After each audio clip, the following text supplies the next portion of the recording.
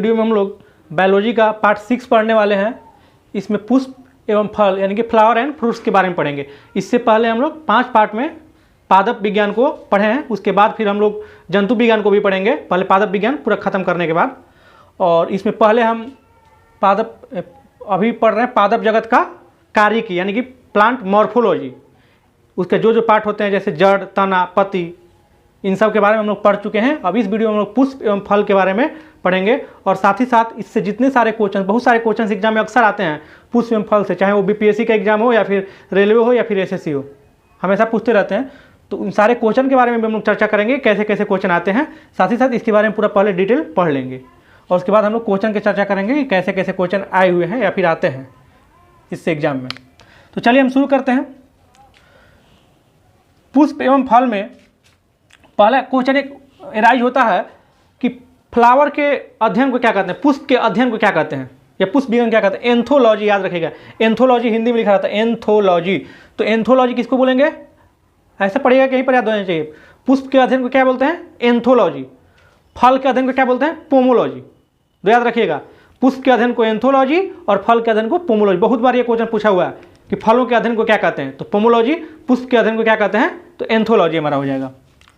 अब आगे चलते हैं पुष्प के बारे में और डिटेल में। पुष्प क्या होता है, पुष्प जो हमारा होता है तना एवं शाखाओं से उत्पन्न होकर के, यानी कि पुष्प की उत्पत्ति जो है तना एवं शाखाओं से उत्पन्न होता है। और यह क्या किसका निर्माण करता है, फल एवं बीज का निर्माण करता है। और एक और क्वेश्चन पूछता है कि पौधा का जनन अंग कौन सा होता है, प्रजनन अंग, तो पुष्प ही होता है। पुष्प क्या है, पौधा का जनन अंग होता है। तो इसीलिए कहा जाता है इसको कि पुष्प जो प्रजनन कार्य करती है, पुष्प क्या करता है, प्रजनन कार्य करता है और उसके प्रजनन करके फल एवं बीज का उत्पत्ति करता है। तो फल एवं बीज की उत्पत्ति कौन करता है, पुष्प। क्वेश्चन एक याद रखिएगा, यहाँ पर इंपॉर्टेंट क्वेश्चन बनता है कि पौधों का जनन अंग कौन सा है, तो पुष्प होता है, प्रजनन, रिप्रोडक्शन ऑर्गेन। अब इसकी रचना के बारे में पढ़ेंगे कि कैसा कैसा फूल का रचना होता है, स्ट्रक्चर। तो एक डंठल द्वारा तने से जुड़ा रहता है। पुष्प मान लीजिए ये हमारा पुष्प हो गया, तो अब देखे होंगे तो यहाँ पर एक ऐसे जुड़ा है, तो इस भाग को जो बोलते हैं, ये जो जुड़ा रहता है तना से, जहाँ पर ये पुष्प लगा हुआ होता है, इस भाग को हम बोलते हैं पेडिसेल या ब्रिंथ या पेडिसेल बोलते हैं। याद रखिएगा, ब्रिंथ या पेडिसेल बोलते हैं। इस भाग को जो जुड़ा रहता है पौधों से, पौधा के तना से, उसको क्या बोलेंगे, ब्रिंथ या पेडिसेल। और जिस पौधा में ब्रिंथ होता है उसे सब्रिंथ यानी, और जिसमें नहीं होता उसे अब्रिंथ कहते हैं। समझ गए, ये भाग फूल का पुष्प तोड़िएगा जब, तो एक जहाँ पर टूटता है, यहाँ से टूटता है, तो इस तना से जुड़ा हुआ रहता है ना, यहाँ पर अगर पूरा फूल तोड़ते हैं तो इसी को बोलते हैं हम पेडिसेल। अब आगे कह रहा है वृत्त के सिरे पर स्थित एक चपटा भाग होता है। यहाँ पर देखिए, एक वृत्त के सिरे पर एक चपटा भाग होता है। कोई फूल तोड़िएगा तो यहाँ पर वृंत का जो लास्ट होगा, जहाँ से फूल फिर स्टार्ट होता है, तो उसको हम बोलते हैं पुष्पासन या थैलमस। उसको क्या बोलते हैं, पुष्पासन, यानी कि पुष्प का आसन है वो, जहाँ पर पुष्प खड़ा टिका हुआ रहता है जिस पर, तो उसी कारण उसको पुष्पासन या थैलमस बोलते हैं। अब पुष्प के 4 भाग होता है, पुष्प का 4 भाग होता है। तो यहाँ से इस वृंत या पेडिसेल के बारे में पूछ सकता है कि तब पौधों के तना से पौधों के तना से पुष्प जिससे जुड़ा होता है, जिस डंठल से जुड़ा होता है, उसे हम क्या कहते हैं, वृंत या पेडिसेल कहते हैं। ऑप्शन दे रहेगा वृंत, पुष्पासन, बाह्य दलपुंज। तो क्या हो जाएगा हमारा आंसर, वृंत हो जाएगा। तो अब चलिए, पुष्प के 4 मुख्य भाग, पुष्प के 4 मुख्य भाग होते हैं। कौन कौन, बहुत इंपॉर्टेंट है, इसके बारे में क्वेश्चन पूछता है। तो पहला है बाह्य दलपुंज, दूसरा दलपुंज, तीसरा पुमंग और चौथा जयांग। पुष्प का मुख्य 4 भाग होता है, बाह्य दलपुंज जिसको इंग्लिश में कैलिक्स, दलपुंज कोरोला, पुमंग एंड्रोसियम और जयांग जाइनोसियम। अब इसका मतलब समझते हैं, बाह्य दलपुंज और दलपुंज पौधों का सहायक अंग है। क्या है, पुष्प का सहायक अंग है, याद रखिएगा। ये आवश्यक अंग नहीं है, अनावश्यक अंग है, कोई जरूरी नहीं है, लेकिन अनावश्यक अंग इसीलिए इसको बोला जाता है।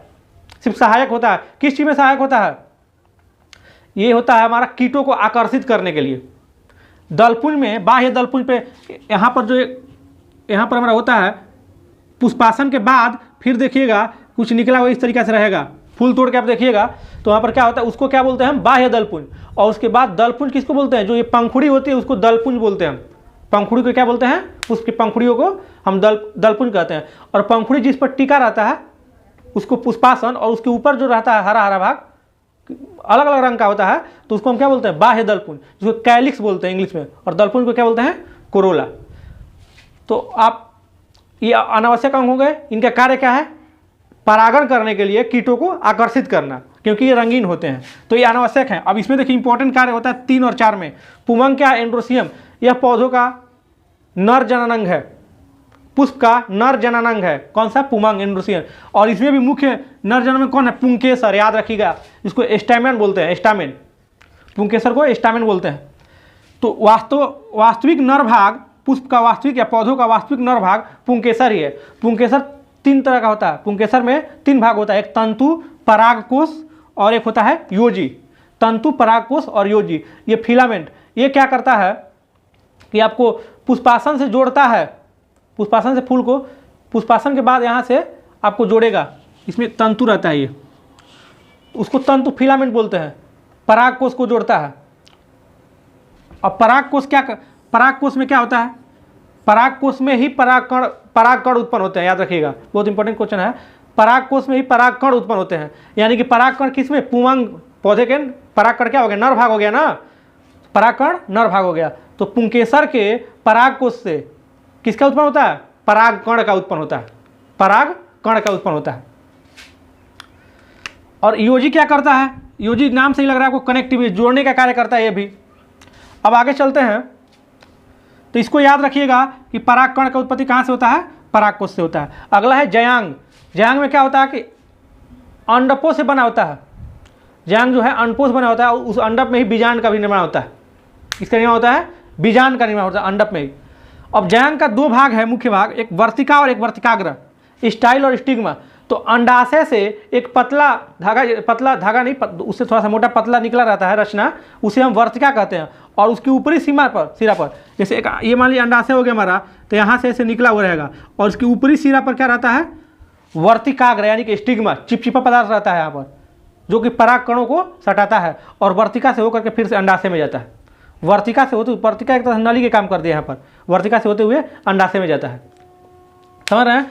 तो इसका इंपॉर्टेंट आपको क्वेश्चन यही पूछेगा कि वर्तिका या वर्तिकाग्र पौधे पुष्प का कौन सा भाग है? नर भाग है या मादा भाग है? तो फिर हो जाएगा जयांग का भाग, यानी कि मादा भाग है। तो वर्तिका और वर्तिकाग्र, वर्तिका एक पाइप जैसा रहता है पतला सा, और वर्तिकाग्र ऊपर में चिपचिपा पदार्थ लगा रहता है, उसको बोलते हैं, इस वर्तिका के ऊपर वर्तिकाग्र पाया जाता है। बीजांड समझ गए। और पूर्ण पुष्प किसको बोलते हैं? पूर्ण पुष्प, जिसमें ये चारों हो, बाह्य दलपुंज, दलपुंज, पुमंग और जयांग, चारों अंग जिसमें होता है उसे पूर्ण पुष्प यानी कि कंप्लीट फ्लावर बोलते हैं। उसको क्या बोलते हैं? Complete flower. अगर चारों में से 1 या 2 नहीं रहेगा तो उसको क्या बोलेंगे? अपूर्ण पुष्प। उसको क्या बोलेंगे? अपूर्ण, यानी कि वो पूरा पुष्प नहीं है, अगर चारों में से कोई 1 या 2 नहीं रहेगा तो। अब परागण किसको बोलते हैं? परागण, पॉलिनेशन। परागण क्या होता है समझिएगा, पुंकेसर के परागकोश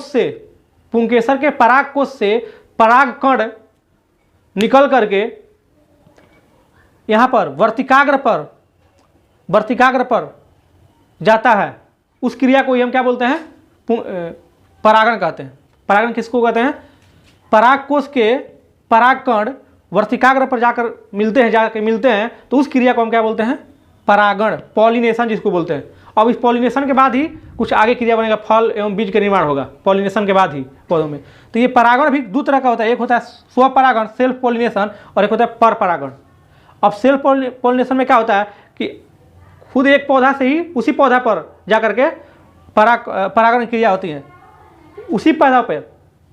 और पर परागण में क्या होता है कि उसी जाति के एक पौधा से दूसरे पौधा पर। तो पर परागण का बहुत सारा साधन है, जैसे हवा के माध्यम से होता है, आपको हवा के माध्यम से परागण हो जाएगा, पानी के माध्यम से परागण हो जाएगा, तरह तरह से माध्यम होता है उसका पर परागण का। और स्वपरागण क्या होता है कि एक ही पौधा में परागण की क्रिया होगा, उसको बोलेंगे स्वपरागण। पर परागण एक पौधा से उसी जाति का लेकिन दूसरे पौधा के साथ परागण होगा, उसको बोलेंगे हम पर परागण। और इसमें जिस के द्वारा परागण होता है उसको क्या बोलते हैं, ये भी क्वेश्चन आता है। तो चलिए इसको देखते हैं।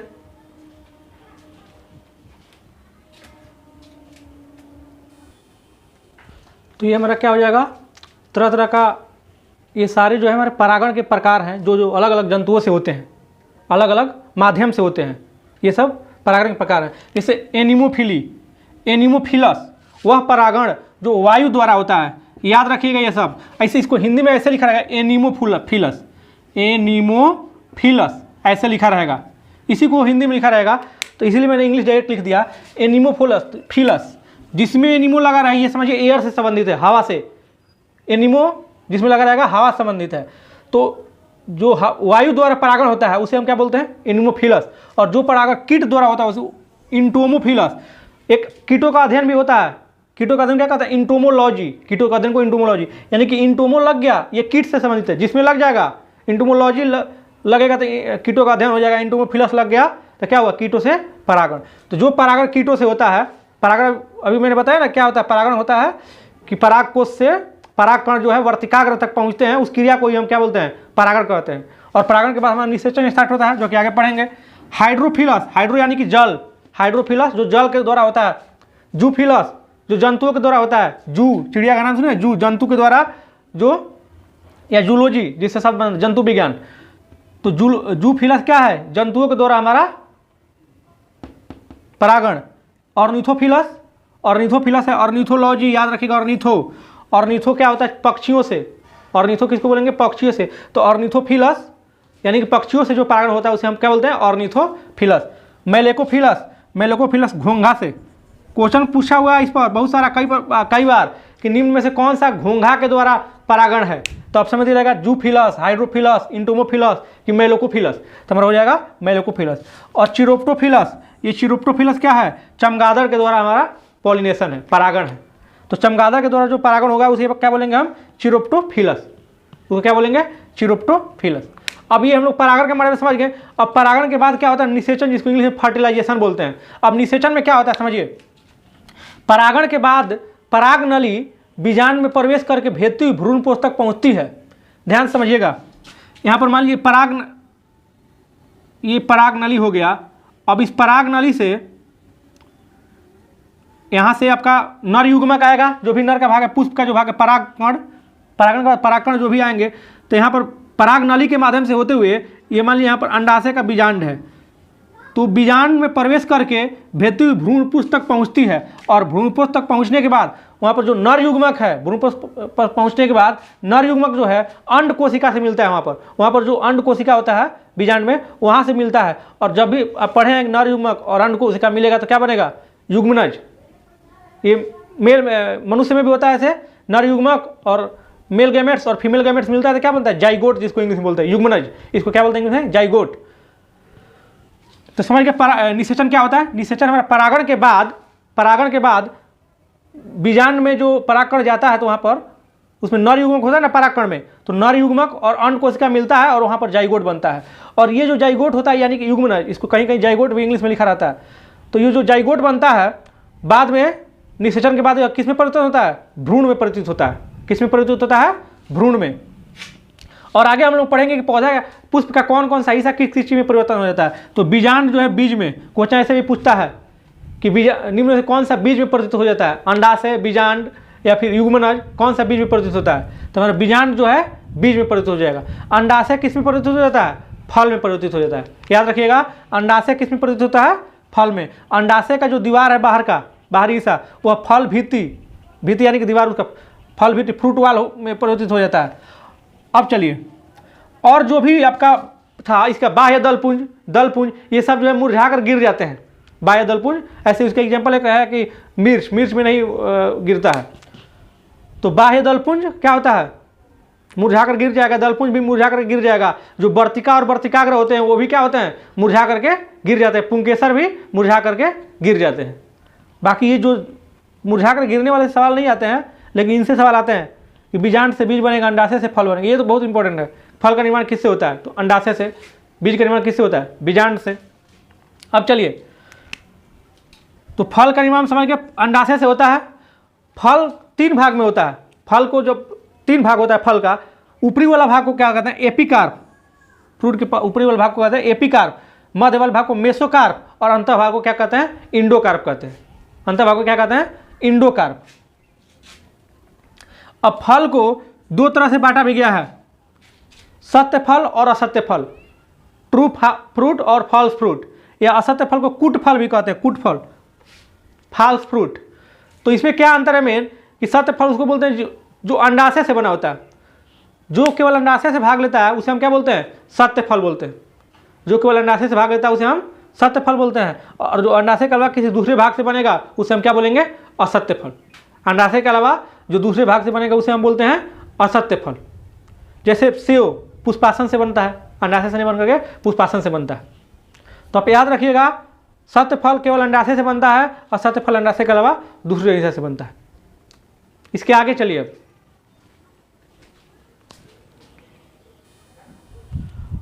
और फल को फिर हम 3 तरीका से ऐसे भी बांटते हैं। सरल फल, उनके फल के निर्माण के अनुसार भी हम 3 तरह से, सरल फल, पुंज फल या समूह फल, या फिर संग्रहित फल या समूह फल। इसमें क्या होता है देखिएगा, सरल फल किसको बोलते हैं?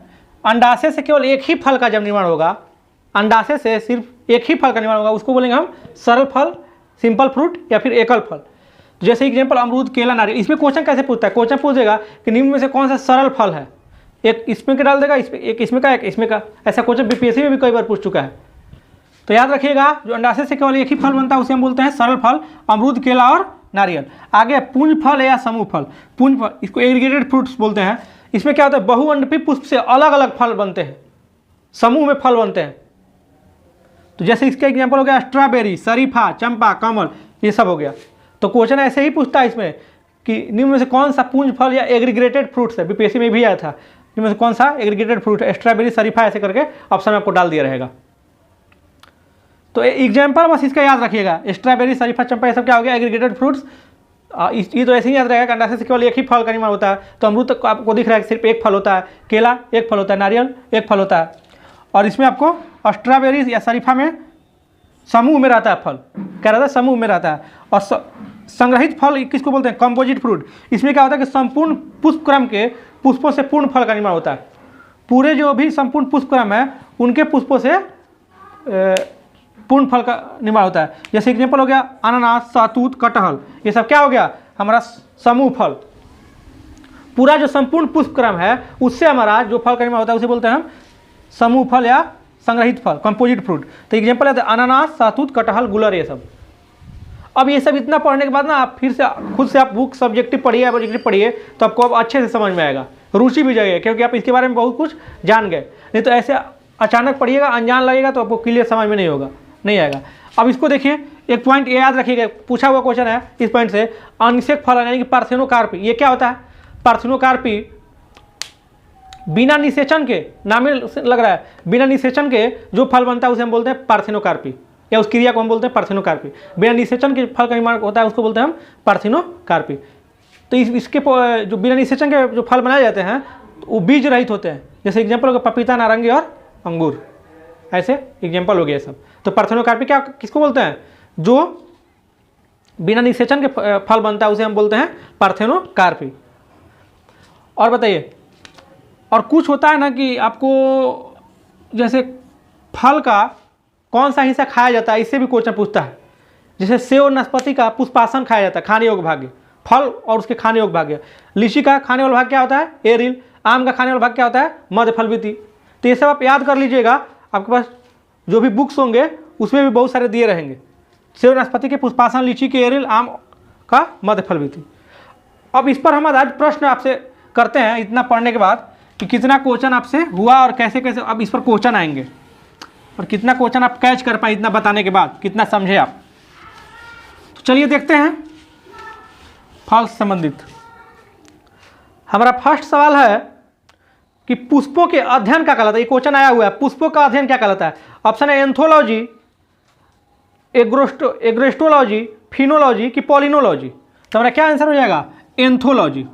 अभी मैंने आपको बताया पुष्प के अध्ययन को क्या बोलते हैं? एंथोलॉजी, और फल के अध्ययन को क्या बोलते हैं? पोमोलॉजी। क्लियर है? एंथोलॉजी पुष्प के अध्ययन को और फल के अध्ययन को पोमोलॉजी।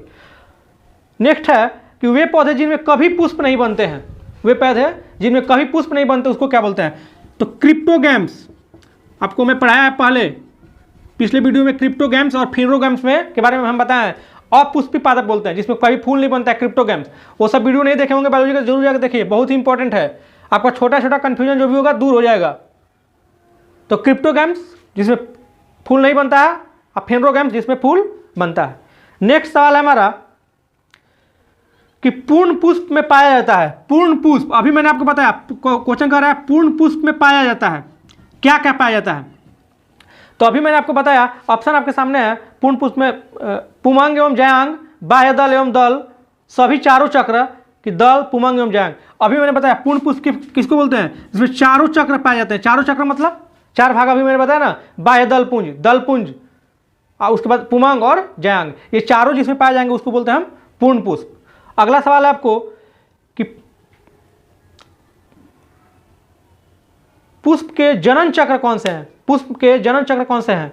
तो आंसर क्या हो जाएगा हमारा, पुष्प में जनन अंग कौन कौन होंगे, पुमंग एवं जयांग, ये दो पार्ट होते हैं। और पुमंग में क्या होता है, पुमंग में मैंने आपको बताया पुंकेसर, और जयांग में वर्तिका और वर्तिकाग्र होते हैं। नेक्स्ट एक सवाल है कि संसार का सबसे छोटा पुष्प कौन सा है। तो संसार का सबसे छोटा फूल उल्फिया, याद रखिएगा। संसार का सबसे छोटा पुष्प कौन सा है, उल्फिया, और सबसे बड़ा फूल रेफ्लेसिया। संसार का सबसे बड़ा फूल रेफ्लेसिया,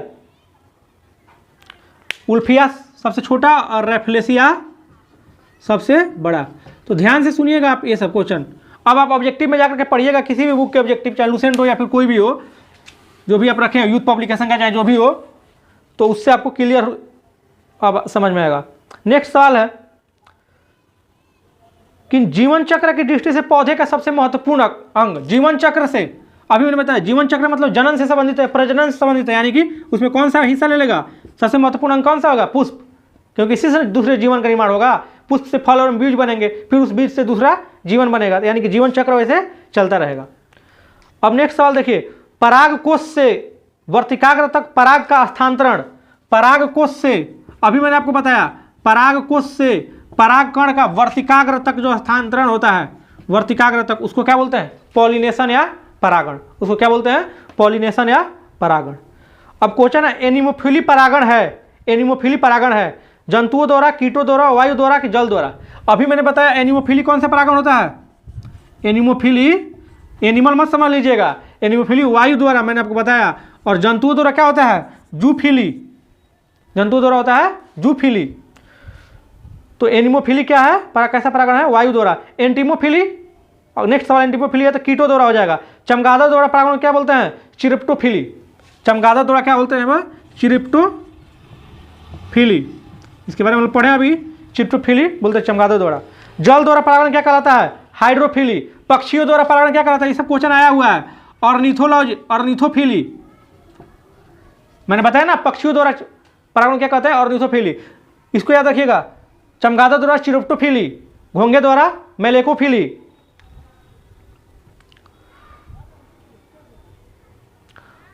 अगला क्वेश्चन है जो परागण बंद पुष्पों में होता है उसे क्या कहते हैं। तो याद रखिए क्लेस्टोगैमी, क्लेस्टोगैमी, क्लेस्टोगैमी क्या है, क्लेस्टोगैमी, जो परागण बंद पुष्प में होता है उसको क्या बोलते हैं हम, क्लेस्टोगैमी। जो परागण बंद पुष्प में होता है उसे हम बोलते हैं क्लेस्टोगैमी। पर परागण लाभदायक होता है, क्यों, क्योंकि इससे अच्छी संतान का निर्माण होता है। पर परागण जो होता है उससे क्या होता है, अच्छी संतान का निर्माण होता है। पर परागण किसको बोलते हैं, एक पौधा से दूसरे पौधा पे जो परागण होगा उसे हम बोलते हैं पर परागण। आगे हमारा सवाल है, बहुत सारा ऐसे सवाल पूछा हुआ है, घोंघे द्वारा परागण, अभी मैंने बताया मेलिकोफिली कहते हैं घोंघे द्वारा परागण। अब एक क्वेश्चन इससे आया है, अनिषेक जनन, अनिषेक जनन क्या होता है, अनिषेक जनन, अभी मैंने बताया पार्थेनोकार्पी जिसको बोलते हैं, पार्थेनोकार्पी इंग्लिश में, या ये भी पूछता है कि पार्थेनोकार्पी क्या है, तो वह ऐसा जनन जिसमें निषेचन नहीं होता है उसको बोलते हैं ना। तो यही ऑप्शन हो जाएगा कि बिना निषेचन के अंडाणु का परिवर्धन, क्या हो जाएगा, बिना निषेचन के अंडाणु का परिवर्धन, याद रखिएगा। अगला क्वेश्चन ऐसा ही है कि बिना निषेचन के एक अंडाशय के फल में विकसित होने को क्या कहते हैं। तो ये हो जाएगा बिना निषेचन के एक अंडाशय का फल में विकसित होने की क्रिया कहते हैं पार्थेनोकार्पी। बिना अंडाशय के फल में बदलने की क्रिया क्या कहते हैं, पार्थेनोकार्पी। इस तरीका से आप अब जो भी आपके पास ऑब्जेक्टिव बुक होगा उसमें से जरूर पढ़िएगा। क्वेश्चन एक है, इससे पूछा हुआ है कि नारियल के खाने वाले भाग के क्या कहते हैं, नारियल के खाने योग्य भाग को फल भित्ति, भ्रूणपोष, पूर्ण बीज कि बीजावरण। तो हमारा क्या हो जाएगा, भ्रूणपोष। नारियल के खाने वाले भाग को क्या कहते हैं, भ्रूणपोष, याद रखिएगा। एक और क्वेश्चन है, निम्न में से कौन सा एक सत्य फल है, सत्य फल, निम्न में से कौन सा एक सत्य फल है। सॉरी सत्य फल नहीं, आभासी फल यानी कि असत्य फल। असत्य फल पूछ रहा है, असत्य फल कौन सा है? तो असत्य फल किसको बोलते हैं? जो अंडाशय के बिना बनता है ना उसको, जैसे सेव हो गया, अमरूद, आम, टमाटर। तो अभी मैंने बताया सेव होगा। क्यों सेव होगा? क्योंकि सेव अंडाशय के अलावा पुष्पासन से बनता है। फिर से एक बार वीडियो को देखिएगा, उसके बाद ऑब्जेक्टिव बुक अपने लीजिएगा और उसे पढ़िएगा, आपको बहुत ज़्यादा क्लियर हो जाएगा। क्योंकि ऐसे आप सीधे ऑब्जेक्टिव पढ़ते हैं, जब उसके बारे में नहीं समझे रहते हैं तब बहुत सारा दिक्कत होता है। और रटिएगा, ऐसे एक बार वीडियो देखने के बाद, समझने के बाद फिर से ऑब्जेक्टिव बुक पढ़िए, अब एकदम बिल्कुल क्लियर हो जाएगा सब कुछ उसके बारे में। तो इस तरीक़ा से हम लोग पादप विज्ञान अब खत्म करेंगे कुछ समय में, और तब हम लोग चलेंगे जूलॉजी में, यानी कि जंतु विज्ञान में। ऐसे पूरा बायोलॉजी हमारा खत्म हो जाएगा। और भी जो बाकी मैथ्स रीजनिंग के वीडियो जा रहे हैं उसे भी आप जरूर देखिए, सारे एग्जाम के लिए बहुत इंपॉर्टेंट रह रहा है। और जो बिगिनर्स हैं उनके लिए भी वीडियो डाला जा रहा है। नंबर सिस्टम रीजनिंग में भी डाला गया है, 2 चैप्टर, एक कैलेंडर चैप्टर मैंने बता दिया रीजनिंग में, और डाइस चैप्टर। इसी तरीके से धीरे धीरे हम लोग आगे बढ़ेंगे। तो चलिए मिलते हैं नेक्स्ट वीडियो में।